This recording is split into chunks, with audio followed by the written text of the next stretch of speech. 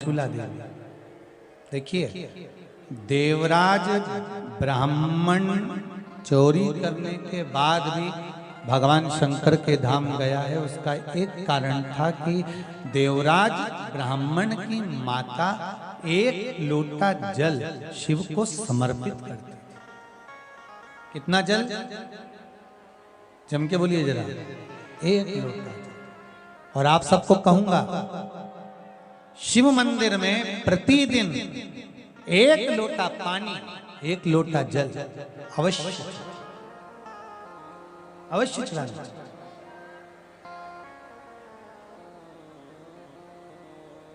एक लोटा पानी भगवान शंकर को अवश्य।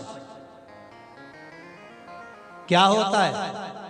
3 दोष समाप्त होते हैं एक लोटा पानी शिव जी को चढ़ाने से। 3 दोष। पहला पितृदोष, दूसरा वास्तु दोष और तीसरा कालसर्प दोष। जब हम घर में से जल लेकर जाते हैं तो हमारे घर का पानी जब जाता है तो घर का जो वास्तु केंद्र होता है वो रसोई घर होता है। रसोई घर में से जल ले जाकर शिव जी को चढ़ाते हैं तो उससे वास्तु दोष समाप्त होता है। दूसरे नंबर पर है पितृदोष। घर का जो मटका होता है, परिंडा होता है, हंडा होता है, वो पितरों का स्थान होता है। उस पितरों के स्थान पर जो जल भरा होता है उसमें से अगर भाग भगवान शिव को चढ़ाया जाए तो पितरों का देवता आर्यमा भगवान शंकर के कहने पर चलता है। इसलिए वो भाग जब शिव को प्राप्त होता है तो आर्यमा संतुष्ट होकर पितरों को भी फल प्रदान करता है। तीसरे नंबर पर कालसर्प दोष। भगवान शंकर को एक लोटा पानी अगर चढ़ा रहे हो, भगवान शिव पर एक लोटा पात्र जल का अगर चढ़ा रहे हो तो आपका कालसर्प दोष समाप्त। कालसर्प दोष होता कैसे? शंकर भगवान का चढ़ा हुआ जल तुलसी जी में चढ़ाने से पत्रिका में कालसर्प दोष हो जाता है। जैसे माँ जो होती है ना, घर की जो माँ होती है, अगर गर्भ में बच्चा है, गर्भ में संतान है, और वो शिव जी पर अगर एक लोटा पानी जैसे शंकर जी पर जल चढ़ाया, थाली में सारे भगवान को निला लिया, गणेश जी, देवी जी, शंकर जी, सारे देवताओं को एक ही थाली में रखकर स्नान कराकर वो शंकर का चढ़ा हुआ जल जब चढ़ाया जाता है तुलसी जी में ले जाकर लोग डाल देते हैं, उससे जो बच्चा जन्म लेता है उस बच्चे की पत्रिका में कालसर्प दोष आ जाता है।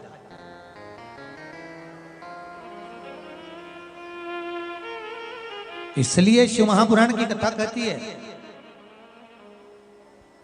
सारे देवताओं को भले एक ही थाली में स्नान करा लो, एक ही पात्र में स्नान करा लो, पर देवाधिदेव महादेव को एक छोटे से पात्र में अलग से स्नान करा लेना चाहिए, अलग से।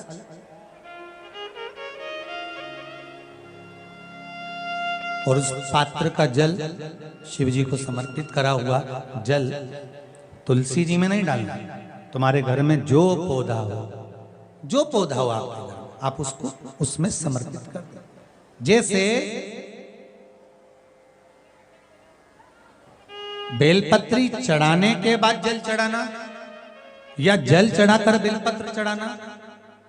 एक पत्र है, बड़ा सुंदर है, छोटा सा भाव, प्रश्न अच्छा है, आप सबके हित का।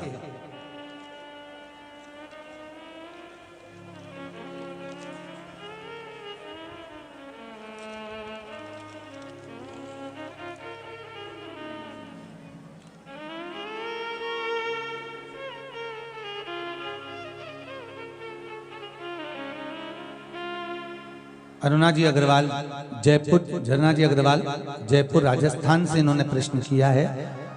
गुरुदेव, दूध, कच्चा दूध केवल शिवलिंग पे चढ़ाना चाहिए या पूरे शिव परिवार पे चढ़ाना चाहिए?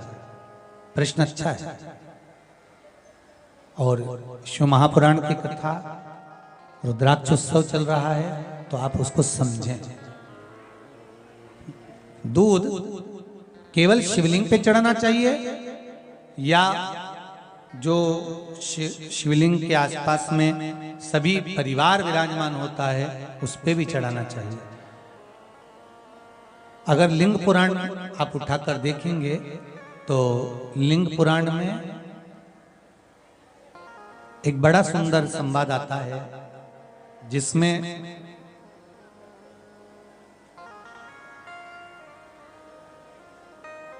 पीले कलर के शिवलिंग का वर्णन आता है। सफेद, लाल, पीला और काला, ये शिवलिंग का आपको पहले वर्णन करा है। ब्राह्मण सफेद मट्टी का शिवलिंग बनाता है, वैश्य पीली मट्टी का शिवलिंग बनाता है, क्षत्रिय लाल मट्टी का शिवलिंग का निर्माण करता है, शूद्र काली मट्टी का शिवलिंग का निर्माण करता है। काली मिट्टी के शिवलिंग का निर्माण करता है। ये जो वर्णन किया गया है कि उसमें लिंग पुराण के अंतर्गत एक पीले शिवलिंग का वर्णन आता है कि पीला जो शिवलिंग होता है उस शिवलिंग का भाव कितना सुंदर बताया गया है। उसमें व्याख्यान वर्णन में आप अगर पढ़ेंगे देखेंगे लिंग पुराण के अंतर्गत तो उसमें आता है कि दूध जब आप देव अधिदेव महादेव के शिवलिंग पर समर्पित करते हो तो शिव महापुराण की कथा कहती है, लिंग पुराण कथा कहती है, नर्मदा पुराण, स्कंद पुराण, पद्म पुराण, अग्नि पुराण, सारी पुराणे वर्णन करती है। वराह पुराण, ब्रह्मवेत्ता पुराण, ये जितनी पुराणे सब वर्णन करती है कि जब शिवलिंग पर हम दूध चढ़ाते हैं तो केवल शंकर भगवान के शिवलिंग पर दूध चढ़ा देने से संपूर्ण परिवार पर दूध चढ़ जाता है। अलग से हमें कहीं चढ़ाने की जरूरत नहीं, अलग से हमें कहीं दूध ले जाकर चढ़ाने की जरूरत नहीं कि हमें गणेश जी को अलग से चढ़ाना पड़ेगा, देवी जी को अलग से चढ़ाना पड़ेगा, कार्तिकेय जी को अलग से चढ़ाना पड़ेगा या नंदी को अलग से चढ़ाना पड़ेगा। तो जो प्रश्न करा है धन्ना जी अग्रवाल जी ने, जयपुर राजस्थान से हैं, सुंदर प्रश्न करा है। और ये आपको ज्ञात होना चाहिए कि शंकर भगवान पर चढ़ाया गया थोड़ा सा भी दूध जल जो हम भगवान शिव को समर्पित कर रहे हैं वो केवल शिव के लिए नहीं रहता, केवल भगवान शंकर के लिए नहीं है, वो स्वयं 33 कोटि देवताओं को समर्पित हो जाता है, स्वयं 33 कोटि देवताओं को पहुंच जाता है।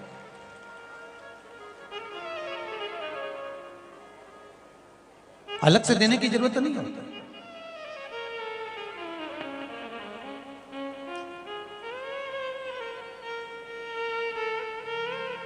महाराज एक लोटा पानी, बेलपत्री आप शिवलिंग पर पहले चढ़ा रहे हैं, उसके बाद जल चढ़ा रहे हैं। दूसरा, जल चढ़ाने के बाद बेलपत्र चढ़ा रहे हैं। ये दो अलग अलग क्रम है शंकर भगवान के पूजन के। आप समझ लीजिएगा जरा, ये प्रसंग कभी नहीं आया, आज आया है तो उसको समझ लीजिए।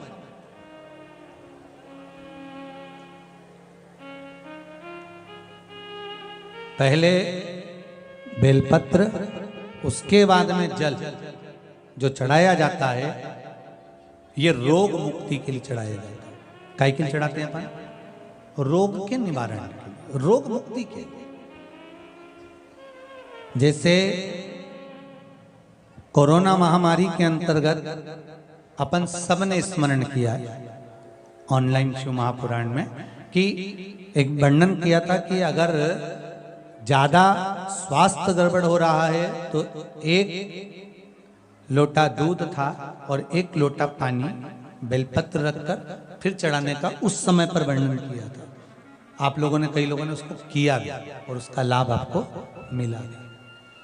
उसी तरह आप शिव मंदिर में जाकर दर्शन करेंगे तो दो चीजें अपने को दर्शन करने को मिलेगी। एक भक्त आता है शंकर जी के मंदिर में, आलोक भाव से पहुंचते हैं तो पहले वो क्या करते हैं, पहले बेलपत्री चढ़ा देते हैं फिर जल चढ़ा देते हैं। और एक भक्त जो शिव मंदिर में पहुंचता है पहले जल चढ़ाता है फिर बेलपत्र चढ़ाता है। दोनों का अलग अलग क्रम है, दोनों का अलग अलग भाव वर्णन है। पहला, अगर बेलपत्र चढ़ाया है और उसके बाद अगर शंकर भगवान पे जल चढ़ा रहे हो तो ये रोग मुक्ति के लिए होता है। जैसे बड़े रोग किसी को हो जाए, रोग किसी को घेर ले तो वो बेलपत्री चढ़ाने के बाद फिर जल चढ़ाएगा तो उसको रोग थम जाएगा और फिर वो रोग आगे नहीं बढ़ेगा, आगे नहीं बढ़ेगा। रोगों को थामने के लिए बेलपत्री पहले फिर जल। और जब कुछ कार्य के लिए आप, सिद्धता के लिए आप, अच्छे कार्य के लिए आप, मन की प्रसन्नता के लिए, आनंदता के लिए आप शिव आराधना कर रहे हो, आप शंकर की आराधना कर रहे हो, तो आप जल चढ़ाकर फिर बेलपत्री चढ़ाओ, उसका लाभ आनंद में। आपने जल चढ़ाया, उसके बाद बेलपत्र चढ़ाया।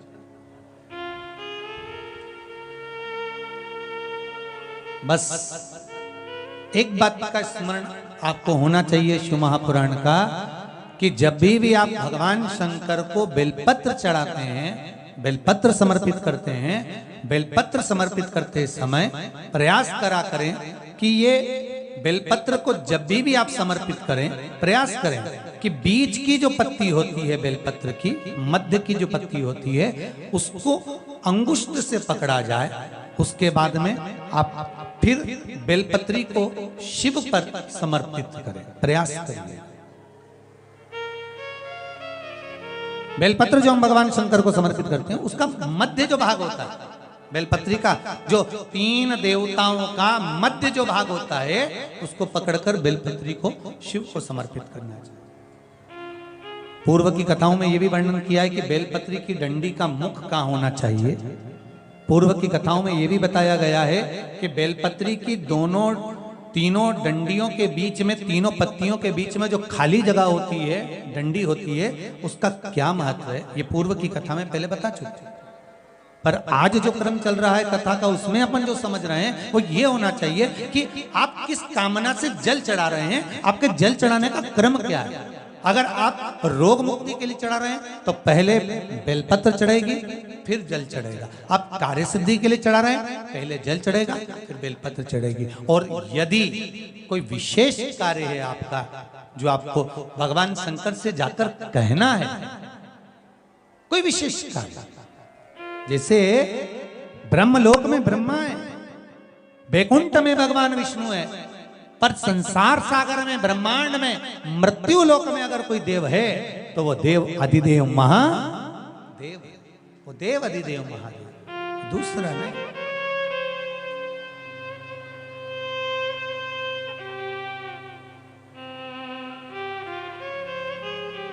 कोई दूसरा नहीं है। भगवान दया करना, मैं तेरे भरोसे हूँ। भोलेनाथ दया करना, मैं तेरे भरोसे हूँ। ना घर के भरोसे ना परिवार के भरोसे हो, सब गाइए। ना घर के भरोसे हो, ना परिवार के भरोसे हो। भोलेनाथ दया करना, मैं तेरे भरोसे हूँ। भोलेनाथ दया करना, मैं तेरे भरोसे हूँ। जिसको एक भरोसा होता है शंकर का, भगवान का एक भरोसा होता है, दिखता नहीं है, दिखता नहीं है। ना इनके भरोसे हूँ, ना उनके भरोसे हूँ, ना इनके भरोसे हूँ, ना उनके भरोसे हूँ। भोलेनाथ दया करना, मैं तेरे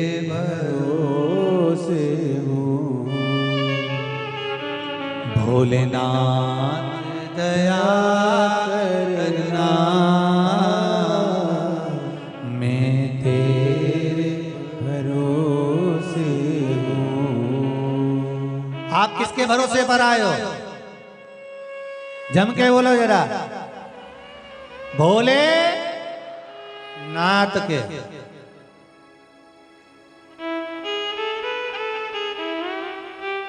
शिव के भरोसे। और जो उसके भरोसे पर रहता है फिर वो साध, वो साधता, उसको साधना होता। और देखो रे भाई, शिव साधे, भोलेनाथ दया करना।